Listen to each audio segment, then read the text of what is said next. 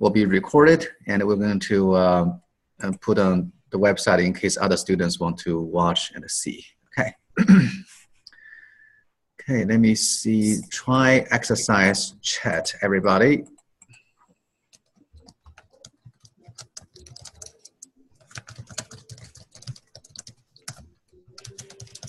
All right, sounds good.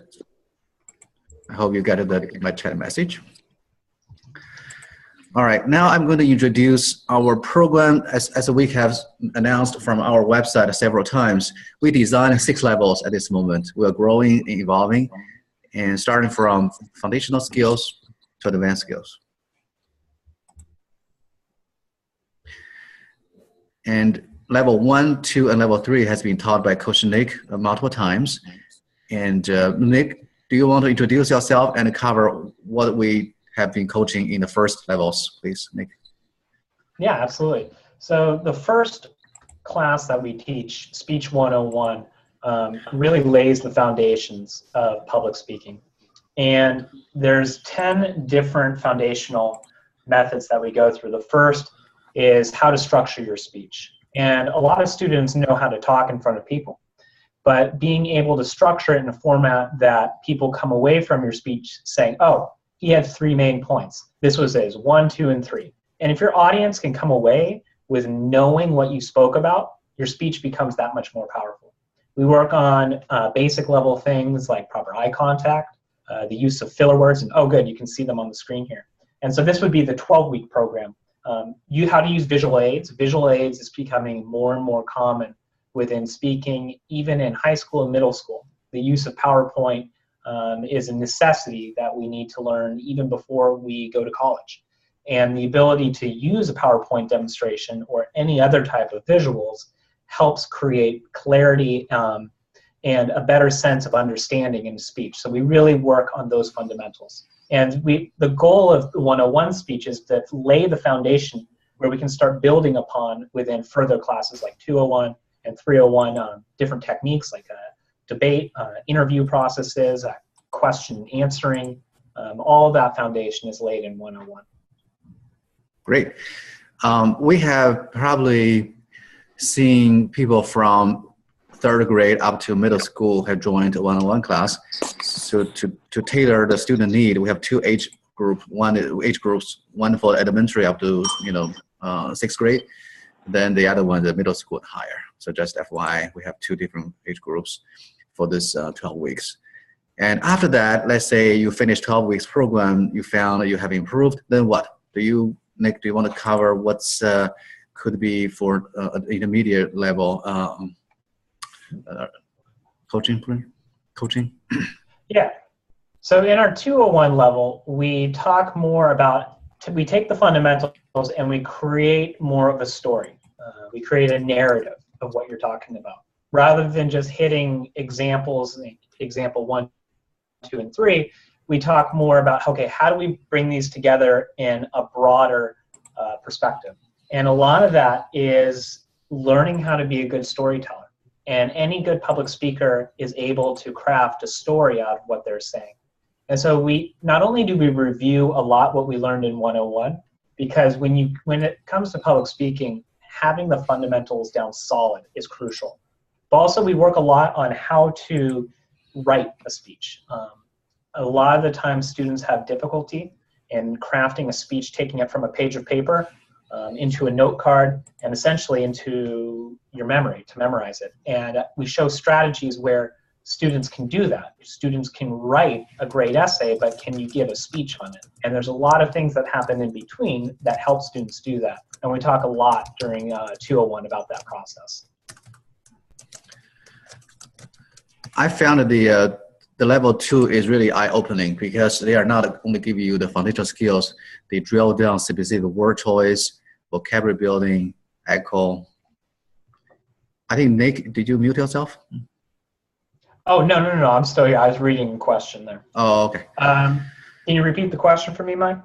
No, I'm just saying this level 2 is a deep dive for a specific area, choice of words, how to deliver your speech in I call it improved listenability, right? Make your people's make your voice and make your sound more enjoyable, more likable by the audience is all coming to here.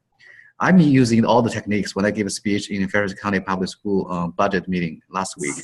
I use echo, analogy, I use visual aid. It's all in there. So whatever you think is important is all here. So level 2 is really eye-opener for everybody. Move on to level 3, which is a whole new area. I'm sure a lot of exciting topics we're going to offer this session, which is module-based. Do you want to cover that, Nick? Talk about this? Yeah. And so I'm really excited about this because it creates more improvisation. And I feel that this is more towards students who feel comfortable giving speeches in front of others and students who have the fundamentals down solid. The debate portion of this class is used in 2 ways. One is how to structure an effective argument, and the other is how to use logic in a sense that you can build a more persuasive argument. We learn about different debate styles. We'll learn about policy debates. We will learn about public forum debates, parliamentary debates, world debates, all different types of debates that help strengthen your argument as a public speaker. And then that will give way into a speech writing class, which somebody else will be teaching that one. Actually, apologies, I'm teaching the writing class, and then another person will teach the competition class. So weeks 1 through 9 will be with me, and then the following weeks 10 through 12 will be with another teacher in that category. Right. I think the point is we'll try to accomplish 2 goals for this one. You can have extensive experience in the debate technique and the foundational debate skills. And also we prepare you for 3 competition writing, including competition delivery. So I'm sure a lot of students after this program, you want to go to state competition or even national competition. So always have 3 speeches well drafted, well evaluated, and well delivered in your pocket so you can use anywhere, anytime. So enhance your chance to win in the different levels of a contest. So informative speech, humorous speech, and instantaneous speech is all here. That's Nick and Angela will cover the competition part. So that is also crown jewel of our program because you learn so much from just 12 weeks, especially for people who have been through public speaking experience in the past. This is a wonderful opportunity for you to further develop and to shine on the stage. All right, I'm going to open some time for questions. Do you have any? I think Annabelle, you've been through classes with us a few times. Do you want to share your experience? I think you mentioned you're reducing R's, arms. Any other things you can share your experience, Annabelle, please? Sure. I was in 101 and 201 classes, and I had Coach Nick for those sessions. I think I put this in my bio, but like it did help me, and like now also in Chinese we're trying like new speaking and debating and stuff like that, and it has helped. And are we doing 301? Yes, I'm gonna be doing 301 classes also. Great. Annabelle was, yeah, Annabelle, hi Annabelle. Annabelle was both in 101 and 201, and she made remarkable progress, especially between the gap between, and I've told Annabelle this so many times, like Annabelle's probably tired of hearing this, because every time she does a speech, I'll write in the message, it'll be like, you're getting better and better, like you can't get any better because then you're gonna be better than me. So I'm really excited to see Annabelle's debate ability increase because we've seen such great growth with the foundations. I think Annabelle could possibly be a future lawyer or politician once we get her debate skills down. Nick, you talk about the debate. I have a question. Given it's very instantaneous, extemporaneous. Given the Super Bowl game tomorrow, let's say you're going to run a debate for that topic. Can you throw a topic? I'm sure we have Annabelle, we have Heidi, we have a few students. They can run, or they can try that, how it works. Do you want to try that? Yeah, absolutely. So not being a football fan at all. Annabelle knows I'm obsessed with golf. So this is a question that I'm not fully prepared for, but I'll try my best. So if we were doing a debate, of course we'd want a question that has two sides. We want a pro and a con. We call it an affirmative, a negative. Some people call it opposition and the proposition. Depending on your debate style, you're going to call it a different thing. But it just means you're either for it or you're against it. So the question I would give to students is football, is the Super Bowl the greatest sporting event in the world? And so students would have, one set of students would have to argue for, yes, Super Bowl is the greatest sporting event in the world. And the other students would have to argue against it. No, I don't think it's the greatest event in the world. I think that maybe the World Cup or maybe the European soccer matches. And that's how we go about it. That's me. World Cup. All right. Honestly, I don't even know who's playing in the Super Bowl. Okay, so we have Mulan want to join the debate and Annabelle. Who else want to join the debate? Can you raise your hand? Oh, we have two participants. All right. We have Mulan. I see we got Alex Wong there. Sure. Okay, hey, we have Alex. All right, go ahead. Coach Nick, assign two sides. So all right, so Annabelle, you need to argue that the Super Bowl is the greatest sporting event in history or in the world. And Alex, you are going to argue that it is not the greatest sporting event in the world. So Annabelle, you, just like we do in class, we can prompt your speech. You have 30 seconds to argue your case. Okay. Do I start now? Ready? Yeah. Okay.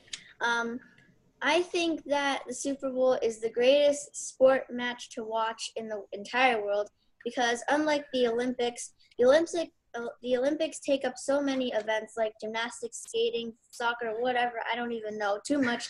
You don't have to waste your time like spending, 1 month watching all of the sports.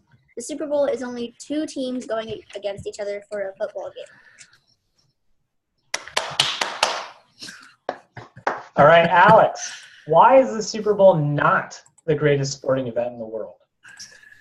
The Super Bowl is not the greatest sporting event in the world because there's not much variety, and all it features is just teams playing against each other. But there isn't as much excitement as you can get when you are doing a sport with more variety. Like in the Olympics, there's a lot more sports, and yeah.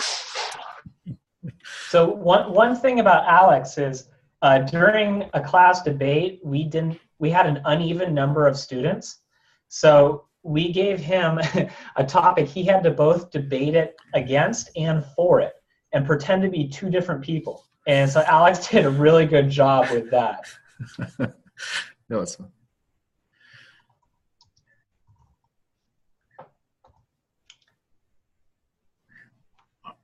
I think I lost your sound, Nick, for some reason. Couldn't hear. Oh, no, I'm still here. Okay, good. All right. Do you have any other? Usually, do you have a second round? How this works? Do you have a rebuttal process? Or? So yeah. So usually, what we do is we work on a rebuttal, and each student is given another 30 seconds to respond to the other student's opening statement, and that is where the debate class, where we're really going to work on this skill, is the ability to take notes while your opponent is saying something.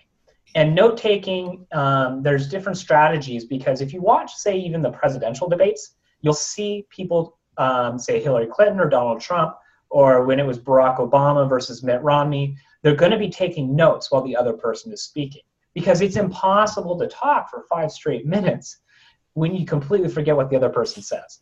And that is also a great skill in having when you go into high school and go into college. The ability to take notes quickly and accurately is, I would say, one of the greatest skills you can have coming from school. It's also a debate with the parents. Come on, let us see your face. So do you want Annabelle to review the Alex point? Sure. So Annabelle, we're going to give you 20 seconds to respond to Alex's points. You ready? Mm-hmm. So when Alex said there's not much variety in the Super Bowl, I really disagree with that because every year in the Super Bowl, there are different teams. And in the Olympics, there are the same events. So I think it's not true that there's not much variety in the Super Bowl. Nice. Alex, what do you have to say about that? So there may be different teams, but eventually the same team still participate in the same event, and the newly created teams just add on to the sport, and there isn't different like sports contained in it. So good. So in the debate class, what we'll be working on is, whereas you saw them make a 30-second opening statement, we're going to be doing about 2 to 3 minute opening statements, which is more accurate to what you'll find in high school and college debate. And we're going to work through different ways how you can structure your argument and find flaws in other arguments. And it's actually going to be really, really fun. And we're going to watch some politicians debating.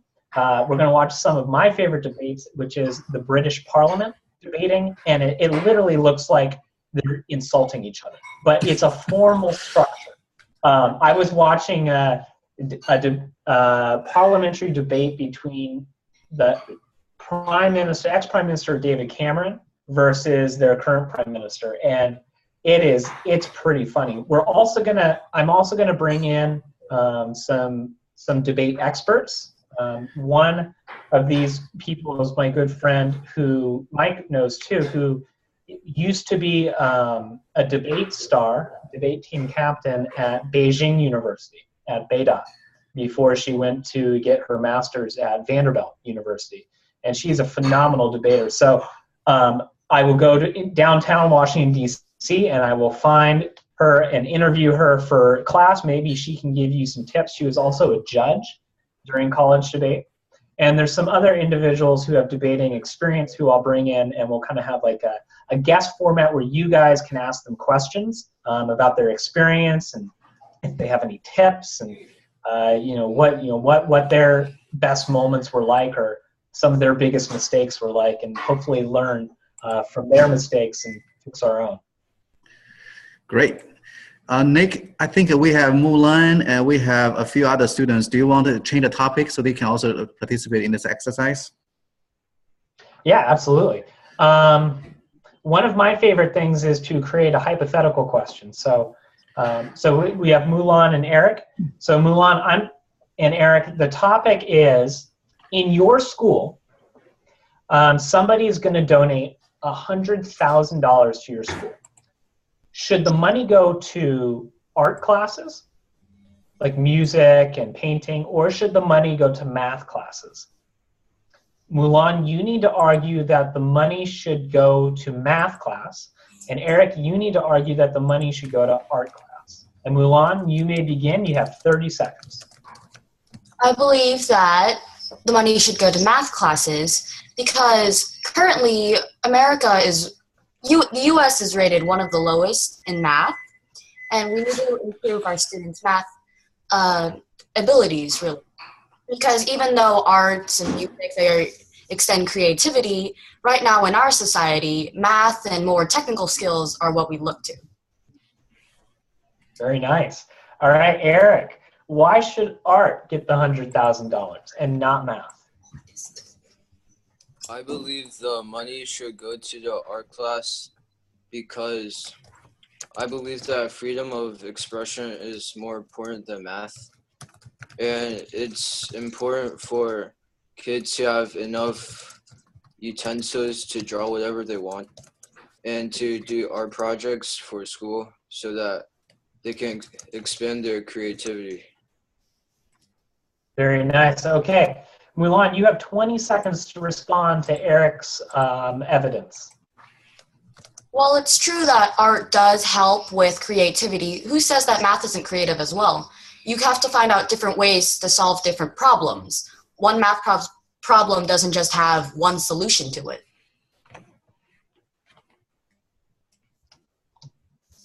All right, Eric, you get the last word. Nice.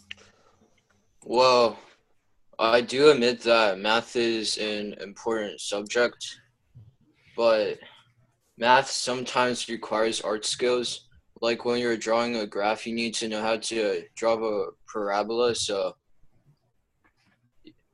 you need to be neat so that you don't mess up. Very nice, very convincing. All right, guys, very nice. So in our class, a lot of the times, if we have enough students, we'll have private voting for who they thought was the most persuasive. Not what argument they like the best. We don't want them picking something if they like math, then they're only going to pick math. So we have private voting so no one can see what they say, and then we can determine the winner. Wow, amazing. I'm just reading the email questions. I think one question is how people can connect it interim after the class. So we have the WeChat group email, and also coach send out weekly class notes to the students, summarize the key learning points and the homework assignments. So that's a good way to reconnect. Yeah, Mike, I'm glad you said that. There's four ways that I connect with students between classes. The first one is after each class, I immediately write a summary. I know a lot of students go on vacation. We try to work around that, but sometimes you miss a class. So 12 in a row is a lot to make. So I send out the summary. I send the PowerPoint presentation that I gave in class. I send the assignment. And also the fourth thing that I send is we upload a video recording of the class. And students are able, and Annabelle did this a lot, and Alex Wong, they send me via email the speech that they're going to give. And then I can go through and edit that. Some students invite me to their Google Documents. Some students email it directly. Whatever you want to do is fine. And I make sure that I have time during the week to sit down and really look at that speech and where it can be improved. And I find that is a better way than having only 5 minutes face-to-face on the internet. I find that being able to see the students writing helps me understand how they're structuring the speech. And then I can send feedback. Some students send video recordings of them giving a speech that they're going to give the following week, and I'm happy to edit those too. So usually I ask that it's at least 48 hours before the speech because I want to give the students time to be able to practice it. So 2 days before the speech, I can definitely get it back to you. Great. That's good. Annabelle, do you have a question? No, you're good. All right. We are going to pause a little bit because we have our coach Mo Hamilton join us shortly. Oh, Mo is here. Okay. I'm going to play a YouTube from Mo's speech in Canada, Toastmasters, regarding how to do an impromptu speech contest. We'll play a little bit, then Mo will introduce Mo to us. So this is where your content comes into play. You will make a response. If you forget that, what are you doing? You got their attention, but then where do you go with it? You must answer the question or reply to the statement. Now, I've had these speeches before, and I've had people go, well, Mom, what are you doing when it's called bang? Have you ever had that, just that one word? This is what are you doing? It's bang. I said, everybody get down. Shots fired. Use your imagination and work. Good. This video has gained 18,000 views. I learned a lot from Coach Mo how to do the impromptu speech. Now I want to introduce Mo. Mo has been Toastmaster for over 20 years and has distinguished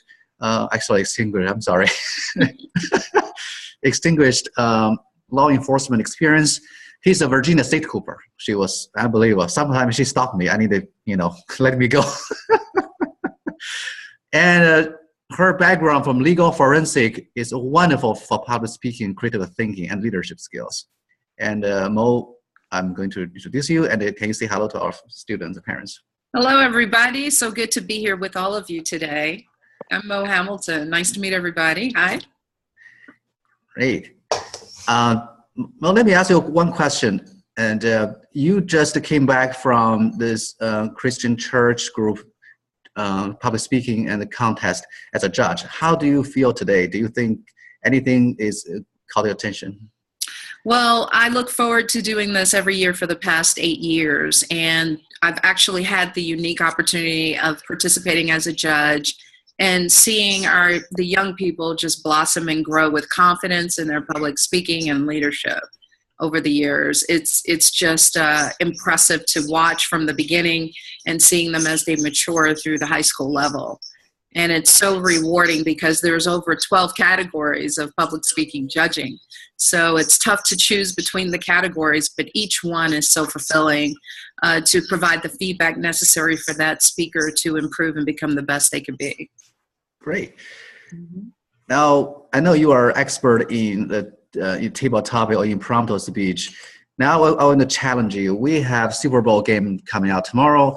I want you to raise a few impromptu questions to our students. We have Alex, Eric, Heidi, and Annabelle. Annabelle will give a model speech right after this. Go ahead, Mo. Oh, you want me to give them an impromptu? Sure. No, Okay, ask them questions. Start with first. Well, I'll pose the question and you choose the student. How about that? Sure. Okay, great. And what is the one thing that you wish that you could tell America at Super Bowl halftime? repeat the question. People What is the one thing that you wish you could tell all of America at Super Bowl halftime? All right. Who wants to do that? Anybody? Mulan, Annabelle, Eric, Alex, Heidi, Tao? All right, I'll pick person. Eric, your turn. Annabelle's excited. Okay. The one thing that I would tell everyone at the Super Bowl halftime is that they should not be angry at who they vote for president, and that they should respect everyone's point of view. Excellent, Eric. Excellent job. And you're absolutely correct. Great job. The one thing we should always do when we provide our feedback is to make it very personal to us. So try not to quote or add a philosopher into your responses. Be authentic to yourself and how you feel in this very moment, because our perspective is our own reality, and it's always where we are currently. So that's a good job, and that was a perfect example, Mike, Coach Mike.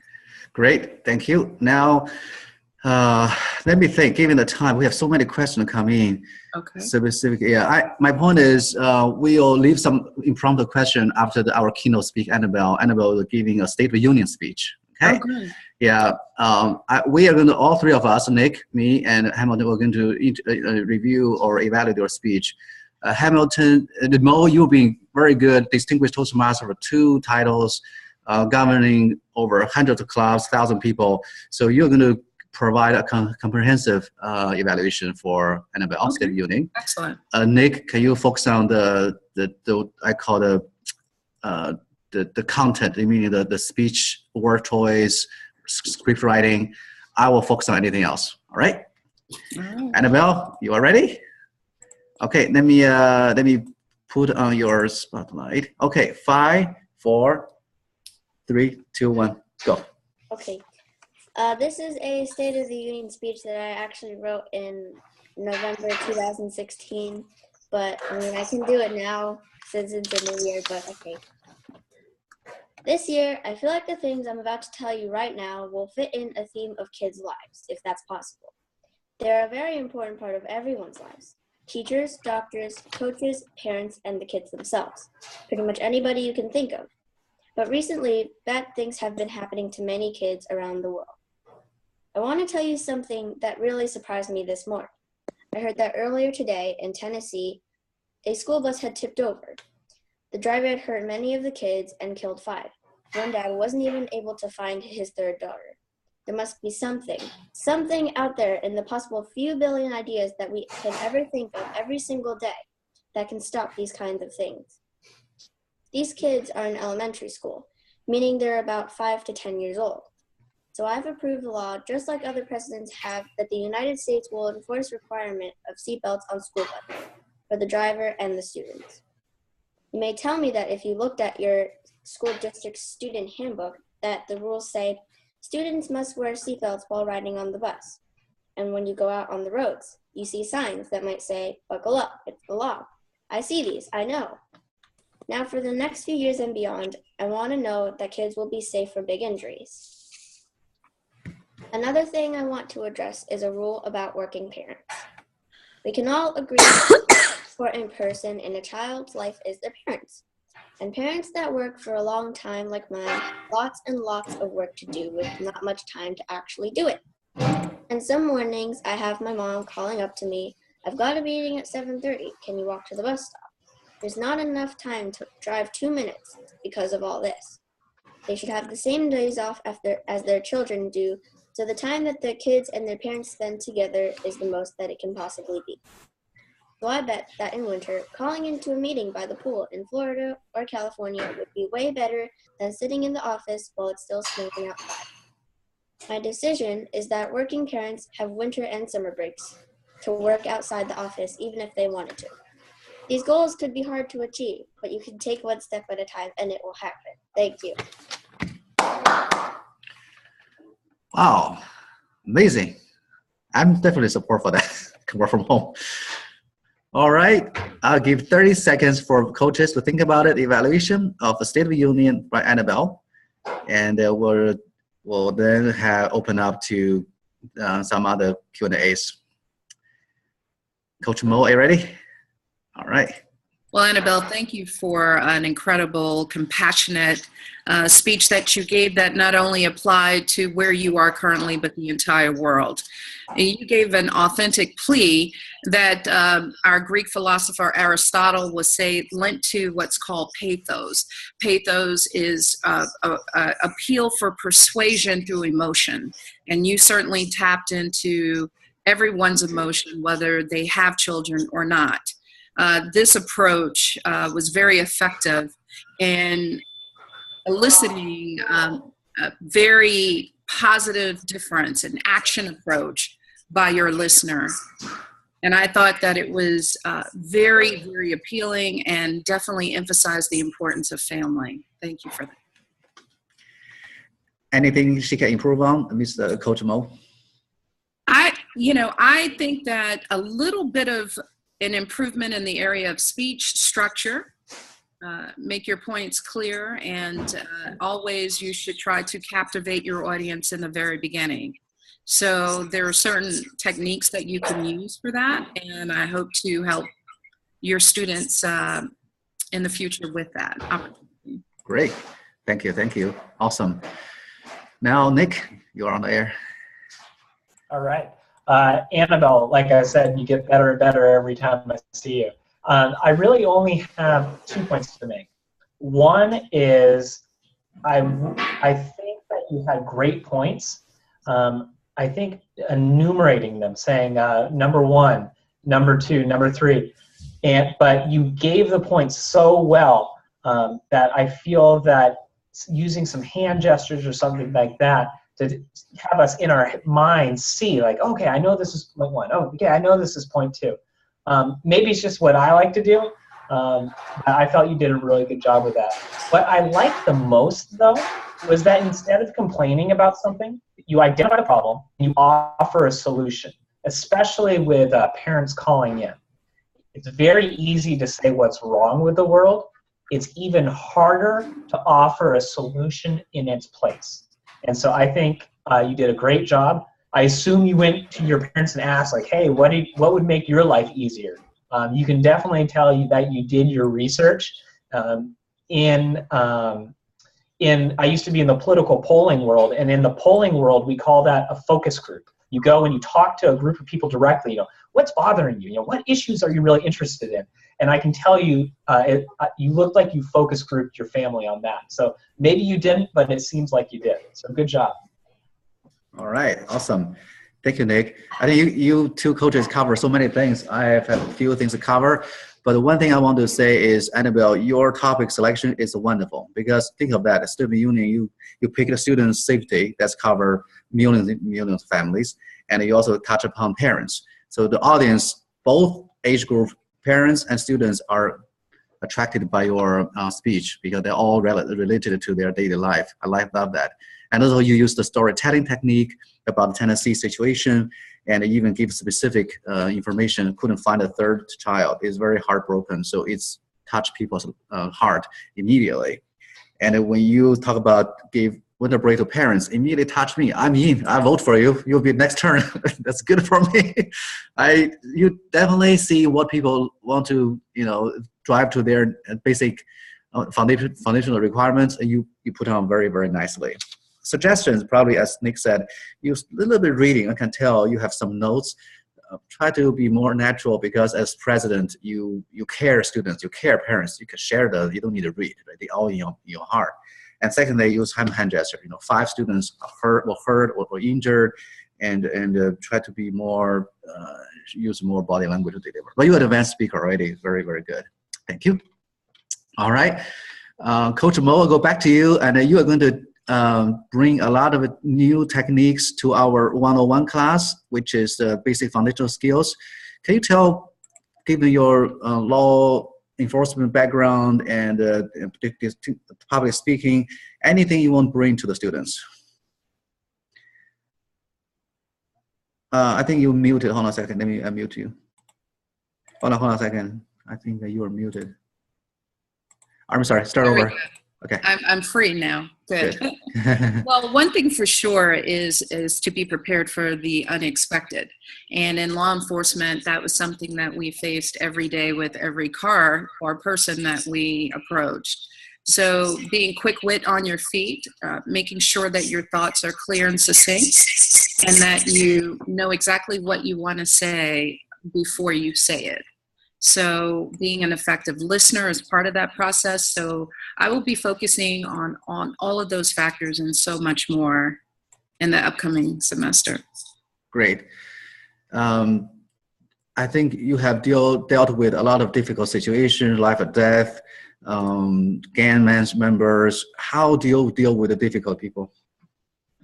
Well, communications is key. As you know, we're in Northern Virginia. It's a very multicultural area. So everyone receives information differently. And so it's important that we are compassionate and sincere in our thoughts and that we say what we mean and mean what we say, especially in those categories that you mentioned. Good. All right. Now we have a few minutes. We can do another round of table topics. Do you want to throw Super Bowl questions? I think Coach Nick is up next. No, Coach Nick did a debate on the Super Bowl already. Oh, he did a debate. Okay. Yeah. So I have another question to give? Yeah, you can pick. We have Mulan, we have Alex, Okay. we have Tao, and Grace. Yeah. Okay, so how will you justify telling your friends why exactly your team did not win? How will you justify that to your friend why your team did not win the Super Bowl game? My goodness, that's hard. All right. Mulan, do you want to try? Okay, sure. I'm not a big supporter of football or anything, so I don't really have a team. But if I had to tell someone why my team didn't win, I'd just be straight up honest. Just say they weren't good enough. They eventually got beaten, but we'll be better next year. Like that. That was Okay. excellent. Nick, any thoughts on Mulan's response? No, I think, especially with impromptu speeches, you're not given a lot of the time, so people don't think you're going to be like the greatest orator of all time. Like you're not going to give, like a Gettysburg address with an impromptu speech. What you want to do is you want to hit just a couple succinct points and get the heck out of there. So I think Mulan did a great job with that. Yeah, Mo, you have this game approach. Can you explain in 30 seconds to us? So basically, table topics like Coach Nick mentioned could take you off guard pretty quickly. In Toastmasters, we do compete in this area, and we do have about 30 seconds to think about our response. So I came up with an acronym, and the acronym is called GAMES. The first thing you want to do is G, get their attention. So again, the first 30 seconds is essential. If you don't capture your audience in the first 30 seconds, you will lose them. So you want to find a way to get their attention. The next is to acknowledge your audience. In Toastmasters, during a competition, we must acknowledge our judge and our audience members. The next is to make a couple examples. Not a lot, just a couple, because you only have 2 minutes. So you want to just give a couple of examples like Coach Nick said. Well, it's obvious that my team lost, but I believe if the team did better on defense and stopped fumbling the ball, we may have had a better chance. So you give a couple of examples why you're supporting why your team lost. And then, of course, S is to summarize. You want to summarize the entire information that you provided, because remember, our listeners are slower to catch up to us once we speak. So you want to remind them that, hey, if we just caught the ball and stopped fumbling, maybe it would have been a better game. Nice. All right, I'll ask coaches table topics now. Be ready, Nick and Mo. Nick, explain the background, why that cow is so important to you. I'm sorry, why is what? Turn back to your wall. Oh wow, yes. This first of all, does anybody know? Okay, I was going to say what flag that is, but I realized it says California here. All right, so my topic is explain why that's important. Sure. As most of you know, I am born and raised in California, and once a California boy, always a California boy. That is the reason why it was 27 degrees today and I was still wearing shorts. California is my hometown. However, it has not been the sole purpose of my upbringing. I spent 3 years in Taiwan, 5 years in Washington, D.C., and I'm currently in Northern Virginia. So you could say that California has its roots in my life, but it is not the all-encompassing place that I have lived, and that is why I have a California flag behind me. Nice. Is it Great Bear? Okay, Mo, let me ask you a question now. Are you ready? Yes. All right, explain the proverb, chapter 3, paragraph 5 and 6, why it matters to you on the back of your wall. This proverb says to trust the Lord with all of your heart and lead not to your own understanding, but in all of your ways, he will guide you and lead your path. It has a lot to do with being on the wrong path in life. One of the indicators for being on the wrong path is that you're restless, you're agitated, you're caught off guard a lot. But when you're on the right path, things just fall into place. They feel better. It's like a great pair of shoes that you put on. You could put one on and it's too tight, it's uncomfortable, or you may need a sole insert to make it comfortable. But when you put on the right pair of shoes, it's just similar to Coach Nick's bear story where Goldilocks saw the 3 bears and she sat in the bed and it felt so good. That's the difference between being on your path and being off your path. And I have no doubt that our sessions to all of our young people out there will help them get on the right path. Mo, your summarization is perfect for the ending of this session. We lead our kids to the right path, elevate to a new success, be more confident, more elegant, more eloquent, and more competent. I think we finished all the session. We have 10 minutes for the Q&A. I'm going to open the floor. You guys can ask us any questions.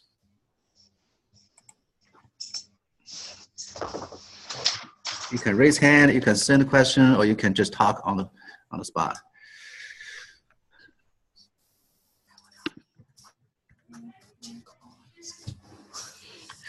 All right, sounds like we don't have anything yet. I'm going to give you an announcement. In April, on April 2nd, we're going to invite a guest speaker. Probably you know, Speak Lead, every semester we'll introduce 2 speakers, give a free workshop to our students and parents. This one is Miss Cheryl Rausch, She is the member of National Speaker Association. If you don't know NSA, not the National Security Agency, but National Speakers Association is a professional speakers association. She has written 16 books, and trained. Coach Nick, what's the San Diego's football team? Chargers. Yeah. Oh man, we're about to not have. Hold on. Yeah. Chargers. We're about to lose our football team, and I know.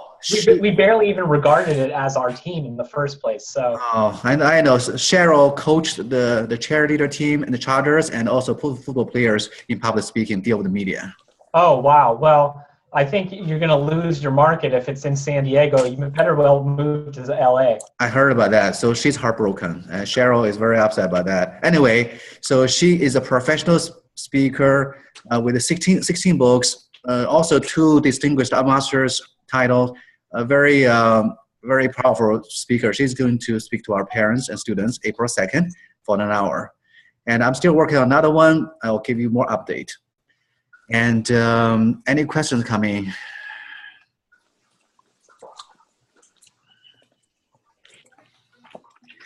How many competitions out there? So we have 3 competitions. Again, we give you the chance to prepare for competition, but we probably only have time to do a final week 12. We do a speech competition just for pick one you are most comfortable with, either inspirational, motivational, or humorous, or extemporaneous speech. Any other questions?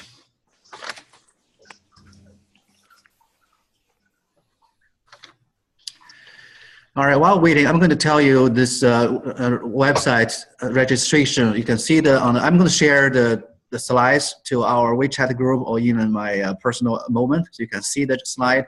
And the website, speaktolead.us, has all this registration information.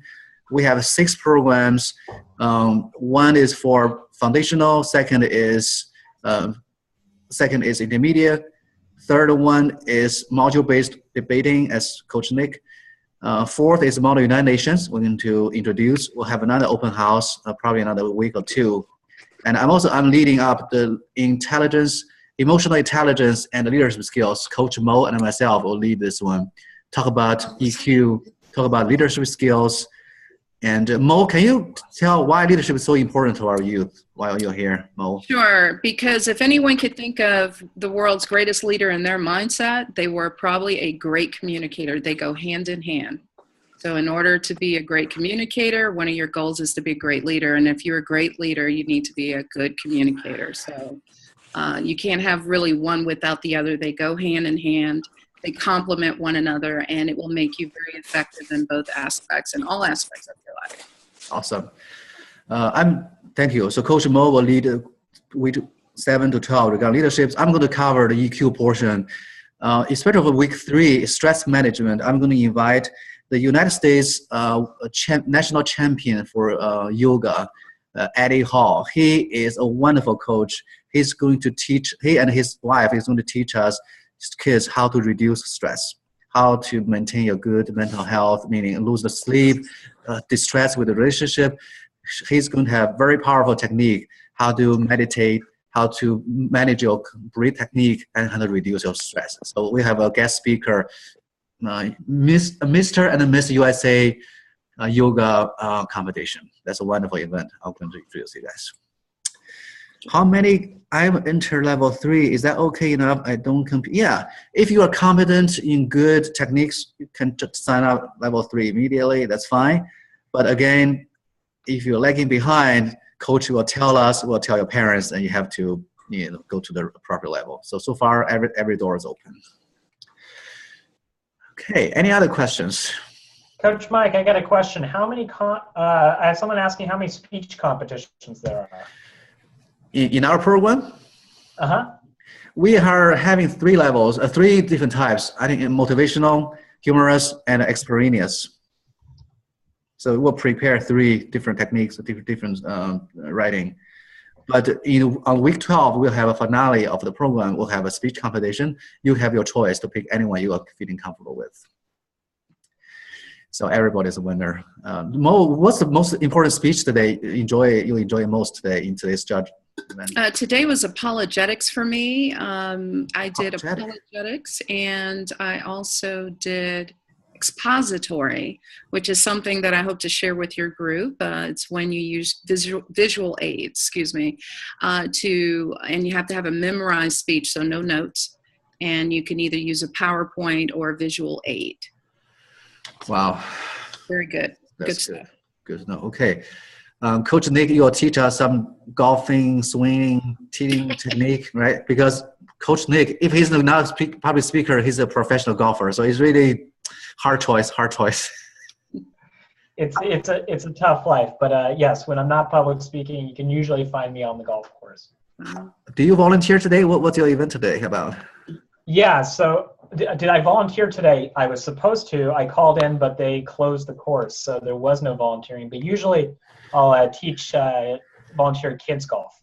Nice. So usually when it's less cold, we'll get the kids out there, kids who usually haven't played before, and introduce them to the wonderful game of golf. And honestly, I found golf a great way to practice public speaking because you're meeting 3 new individuals and talking to them over the course of 5 straight hours.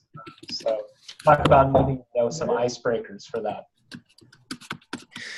Yeah, unbelievable. You like president, they always billionaires and all the VIPs need to talk. They become bonded friends. Okay, I think we are closing our event. Any other questions? Yes, Coach Mike, there was a question in the chat room, reference an ability for people to be able to view the recording of this session. Sure. I'm going to, yes, it's recorded. I'm going to upload to our company website and you can see it from there. And tell your friends, tell your pals, join us. And what's it again? We'll lead you the right path. Yeah, remember, that's a good one. My tagline is speak today, lead tomorrow. And Mo has lead the right path. Coach Nick, what's the tagline? The tagline is get uncomfortable, because I feel getting uncomfortable and speaking in front of people is the greatest way to become an effective public speaker. So be comfortable being uncomfortable, I would say. Wow. So Coach Nia, I have a quick question. Sure. Will the students receive email about specific instructions for the class before next Sunday?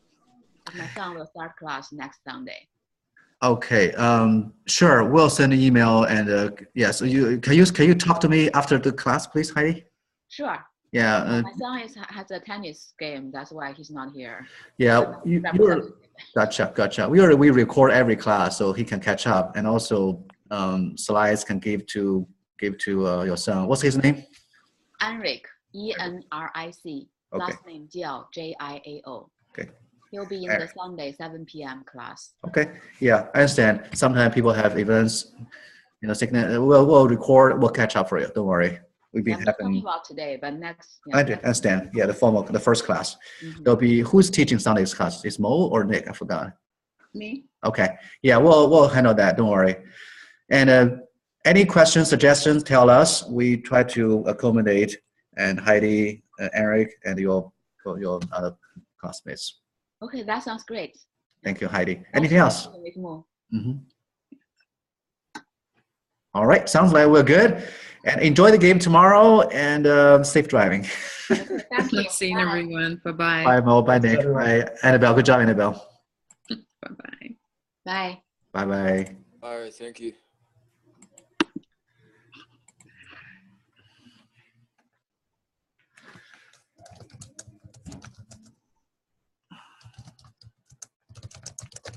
All right, Milan, are you still there?